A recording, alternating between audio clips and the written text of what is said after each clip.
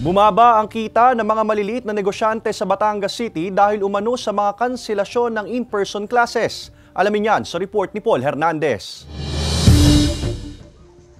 May ilang linggo pa bago ang end of school year sa mga paaralan. Pero ang pakiramdam ni Nympha sa pinagtatrabahong school supply store, nagsipagbakasyon na ang mga estudyante. Ang modular classes na dala ng init ng panahon, dahilan kaya pakaunti ng pakaunti raw ang kita nila. Dahil walang mga tao, madalang.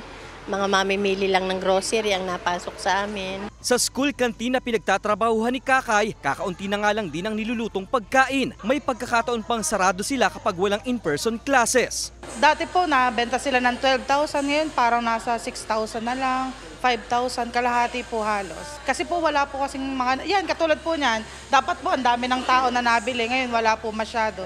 Patok pa naman sa mga estudyante ang printing shop ni Jen. Pero dahil lulubog lilitaw ang mga mag-aaral, apektado na rin ang negosyo niya. 5 AM po nandito na ako, open na ako. Tapos canceled pala ang klase, hindi ko alam yun. Sa umaga, bakit walang estudyante? As in nga, wala po talaga. Ayon sa Pag-asa, may aasahan pa ring alinsangang panahon sa mga susunod na araw at nakadepende pa rin sa naitatalang heat index ang suspensyon ng klase. Pero sinabi ring humihina na ang El Nino. Medyo hindi na po natin ma-reach po yung mga maximum temp na na-reach po natin ng mga nakarang buwan dahil po sa ngayon po is nakakaranas na po tayo ng mga pagulan sa ilang bahagi po ng ating bansa. Umaasa na lang ang mga nagnenegosyo na sisiglang muli ang kita nila kapag nag-normalize na ang lagay ng nararanasang panahon.